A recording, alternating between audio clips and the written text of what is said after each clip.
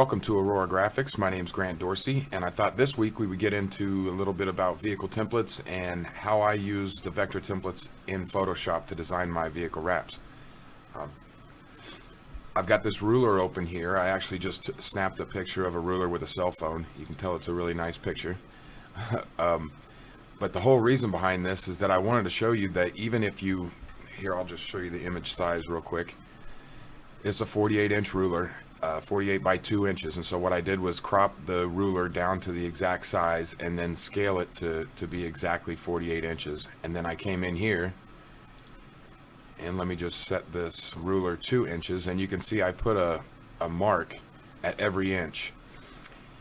And if you'll notice, the edge of the ruler is right here up against the edge, but the actual mark for the 1 inch mark doesn't even line up. And if you notice, every mark as we move across, it actually exaggerates and gets farther and farther away. You see the mark for the 12 is here.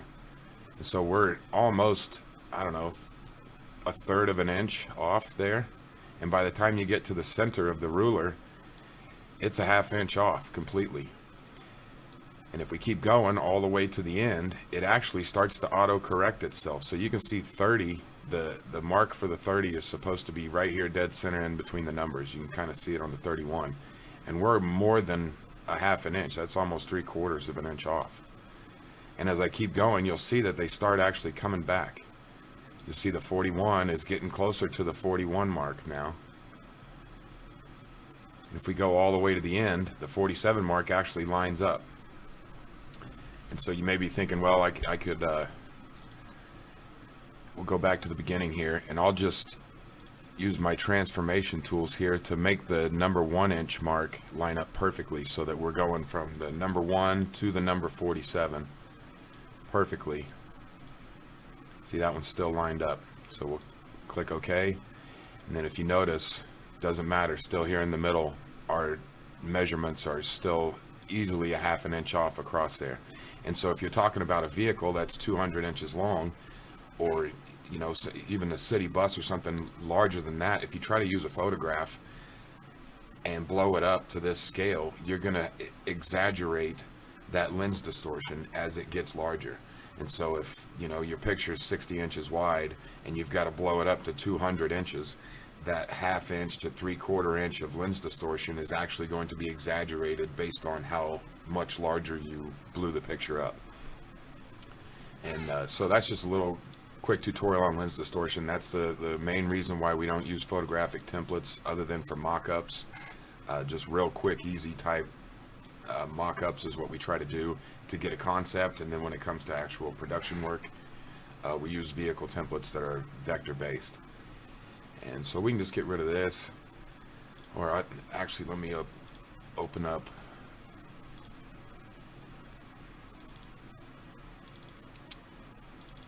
So on your vector templates here, I'm going to go ahead and just open this one up.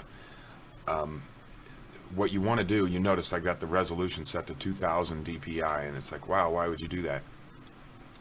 Well, this template is at 1/20th scale, and most of the vector templates that you get are going to be at 1/20th scale. And so when you bring them into Photoshop, all the measurements are correct at 1/20th scale. So if you just open it at 72 dpi, it'll be a perfect 1/20th scale template. And so what you need to do is take whatever scale if it's 1/20th scale, you want to take your resolution that you would like to print at, whatever you want your vehicle wraps print to be, you're going to take that and multiply it by 20 times. So if I wanted to print at 100 dpi, I would set it to 2000 is my resolution, because 100 times 20 is 2000. So if we wanted to print at 72 dpi, you would set this to 1440. And so when we click OK here, you'll see that it actually will rasterize the image.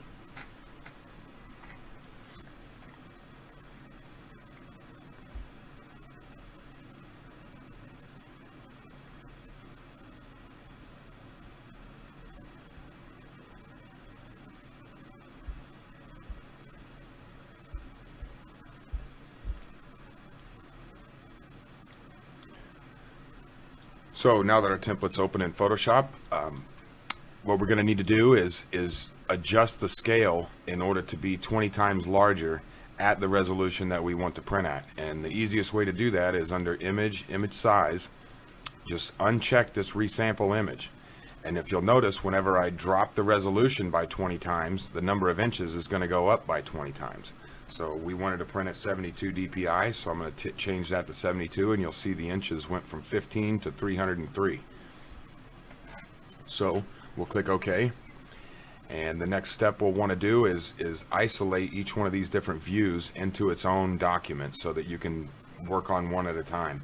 Trying to work on all the different sides in a single document like this can really kill your machine unless you've got one of the fastest on the planet. And to me, it's a lot easier to see what you got going on and not have a jumbled mess if you could just look at one side at a time. So what we'll do here is edit, copy, file new, file new, just click OK and paste it in there. And so if you notice on this template, it says that the wheel center to wheel center is 126.1 inches. And so what we're going to want to do is zoom in real tight on the wheel here. In fact, you can zoom in really tight on the top of that circle, and we'll just drop a guide right in the center of the top of the circle. And then we're going to scoot over to the front wheel. I can't see what I'm doing. We'll get over here to the front wheel, zoom in really tight, and put another guide right in the center. Now whenever we come back out, we can come in with our marquee tool and select from wheel center to wheel center and click edit, copy. And you notice I didn't make a square, I made a really long rectangle, and that's so that you don't get confused between the height and width measurements. I mean, it tells you right there in the dialog box, but I try to make the measurement that I'm actually trying to get the really long and the other dimension super small, so it's obvious which one you're measuring at a glance. So we'll just go file new, and if you switch this to inches, it'll tell you exactly the width that you copied. And if you remember from here, wheel center to wheel center is supposed to be 126.1.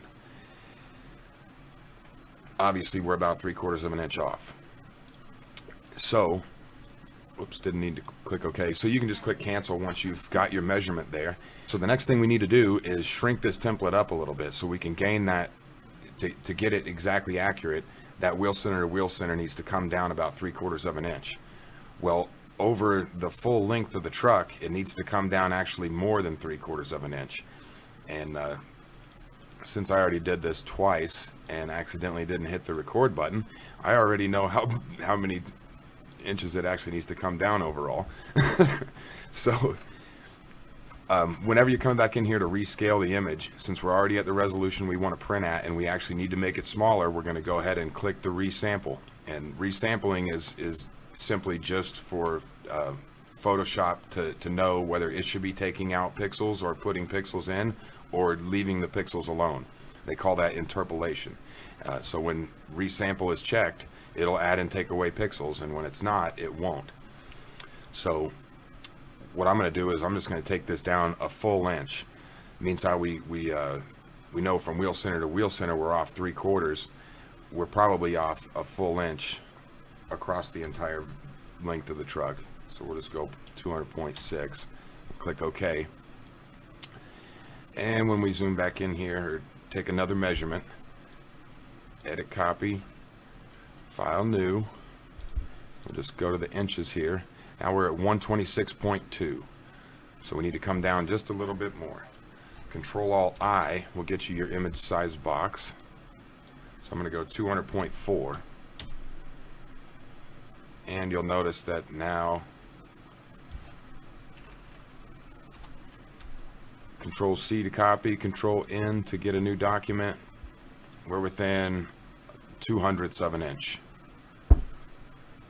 or 17 thousandths of an inch away from being perfect. So that's going to be well within the tolerance of the printer and the installer and those type of things. So now that our vehicle template is set up and ready to go, I'm going to make a new layer on the outside of this and increase my canvas size. So image canvas size, we're going to just add a couple feet on either side, so we'll go up to like 224 ish, and that way we've got plenty of room around the outside. We can get rid of that background layer, And with the truck layer selected, I'm going to use my magic wand tool to select outside of the truck. And then on the new layer, I'm going to grab my gradient.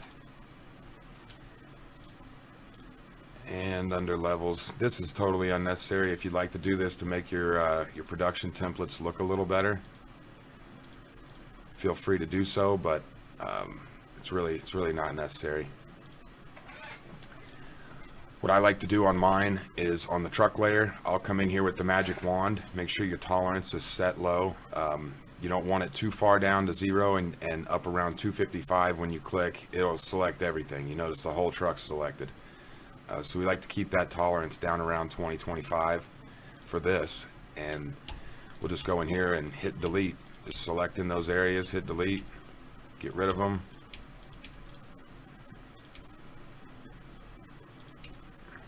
And if you need to zoom in to get rid of some of these smaller areas, you can do that. This is pretty simple, straightforward stuff. And the cool thing about these templates is it doesn't require any blending options. You don't need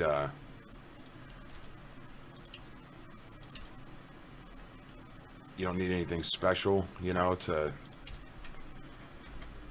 get these templates to work for you. And in fact, you can merge these together now. Layer, merge layers. You can see I got those two selected. So now our vehicle template is literally all one layer. And this side's ready to design. So you would save that as Ford F-150 passenger side, and then turn around and do the same exact thing for the other vehicles, or the other views of the vehicle, excuse me. Well, thanks again for joining us for this. I hope you guys learned something about using vector templates in Photoshop. If you've stuck around this long, I'm betting that you're wanting to see how fast this machine is. Thanks for watching, and we'll see you guys next time. You're gonna love this.